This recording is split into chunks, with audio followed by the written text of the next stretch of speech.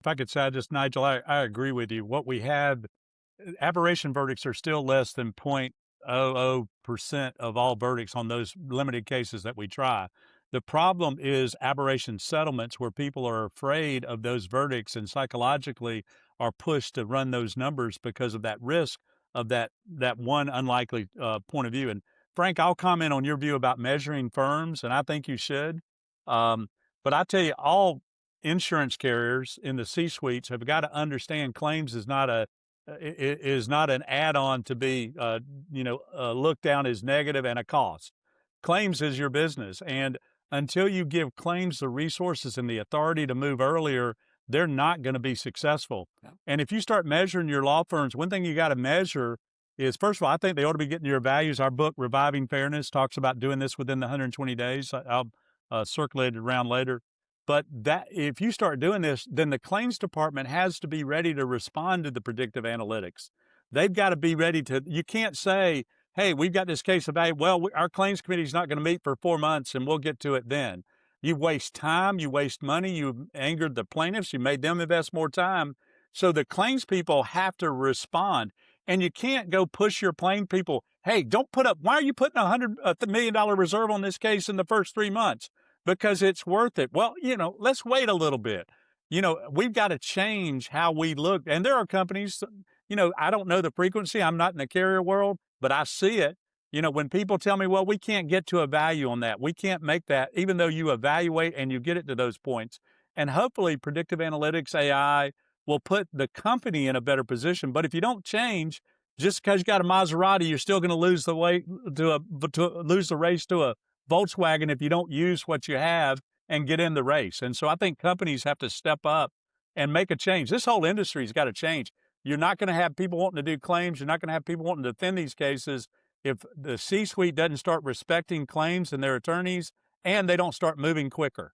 Yeah, I don't know if I may jump in here, Rosalie, you tell me, but John is mentioning change, and I would add communication. So two things. Those platforms of predictive analytics and in general AI technologies are also an excellent tool to share within the team.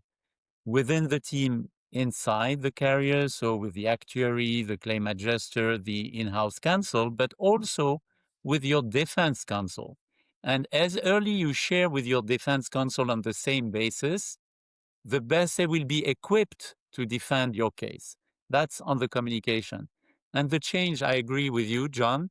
Very often, one of the misconception is, oh, all that is technology. All that is engineering. I'm not an engineer. By the way, I'm not an engineer myself, right? Economists and lawyers. It's not true. It's actually half true. The other half is change management.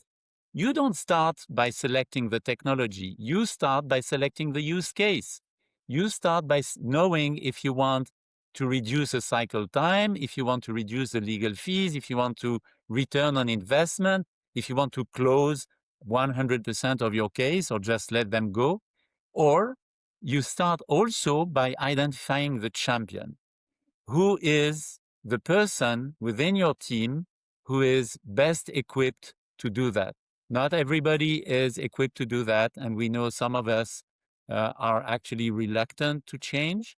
So coming back to your point, John, we know there are always the rule of 3 tiers. There are always one tier who will be the champion for change. And there will be also one tier who will be laggard because, in their mind, maybe they are close to retirement and they feel learning AI will not be returned within their business life or business activity. Well, personally, I feel that's short-sighted because they will live 20 years after working and they will still need to use those technologies. But that's okay. You just bet on your champion and then you implement the metrics. Those metrics and processes are with the champion, with the use cases, what makes a project work. Of course, once you have done those change management tools, you have certainly AI, technologies, data, integration, but that's the second half, not the first. Yeah, very quickly on that point, you're right on communication. The quick example, is, you finally get to the point you want to get a case resolved, and you're in a mediation, and you turn to your defense counsel and say, "What should we do next?" And they don't know where you're going. How in the heck can they advise you on what move to make if they don't know where you're going?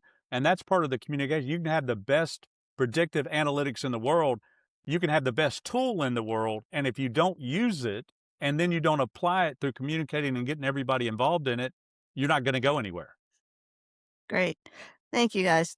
Um, Now let's talk a little bit about the practicalities of how to implement AI predictive analytics in the organization. Nigel, as the person who's actually done this as the claims officer, what are the key decisions that need to be made up front? Rose, I think before you really get into anything, you should really develop strategic plan. Like, what are you really trying to accomplish? What are the issues you're trying to solve? But really, in terms of step one, you should be discussing in terms of who and whom do you require to have buy-in. All right, because it doesn't matter what you bring to the table if there isn't buy-in in this new product or this new plan. You're kind of setting yourself up to fail. And then how are you going to communicate the change to the team? Because as I said before, the only people that like change are babies in dirty diapers, right? Nobody else likes change. So, the, we talked about some of the challenges before.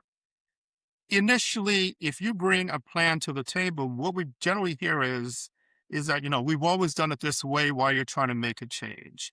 Are you trying to implement something that's going to cost me to lose my job? This is never going to work. Or okay, great, but now you just gave me more work to do. So you have all those challenges and hurdles. So it's really important from strategic position to really discuss how you plan on communicating that change to the rest of the team. Also, what training is needed? Yeah.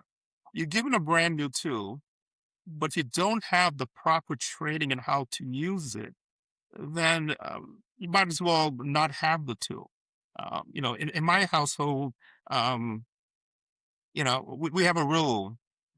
If you have to plug it in or it goes to the battery, my girlfriend does it. If it's just a hammer or a screwdriver, then it's my responsibility. I don't have the training to use an advanced tool. She does. And so I take that knowledge to the workplace and I say, look, it's like giving me a power tool without any training. It's a dangerous proposition. So training is very important, but I feel it's often overlooked. Oftentimes, what I see is we've not gone out, we've made this contract, we picked a vendor, we've got this brand new tool. Let's plug it in and hope it works. Okay, no, it's not going to work that way. You have to have training involved in that.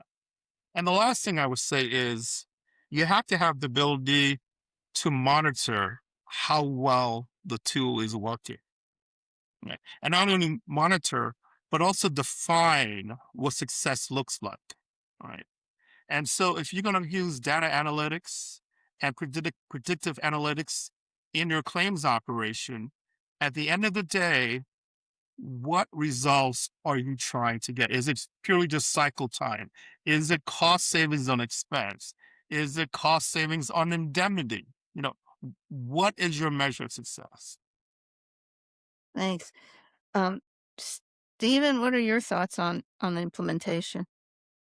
Well, I agree with a lot of the points that Nigel had to make. And I think that it is important to try to find a champion or someone who's comfortable with change, comfortable with trying to learn something new that will be additive to what we're doing in claims. And as stated before, that the data analytics will make for much faster and more efficient processing of the data that comes in. And that's something that really isn't in the hands of the employee. That's really using the technology itself, which is so no one has to be trained adding data. And we, for example, OptimalX will process the data much more quickly than a human can and index it for you. But it is also important to let the employees know that we're not bringing in this new technology in hopes of cutting jobs or having somebody lose their job. but we want it to be complementing what we're doing. That we're still going to have to, in addition to getting the predictive analytics, looking at a case, it doesn't replace the old-fashioned still having an individual review the case and collate the data and ultimately make a decision. Um, and they still have to. The employee needs to be diligent in their chart review, because the only way you can even refine the AI is by challenging it down the road and having it make more changes that may be more germane or more helpful to our given company.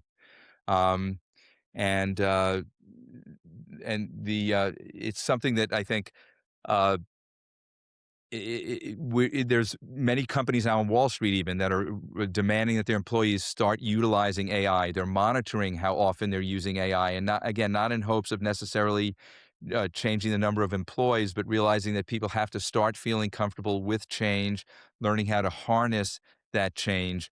But it is slow. But they have to be taught that it's really being done to make things better in the business in the long run, to make everybody more efficient, but to try to maintain business and the employee count as usual.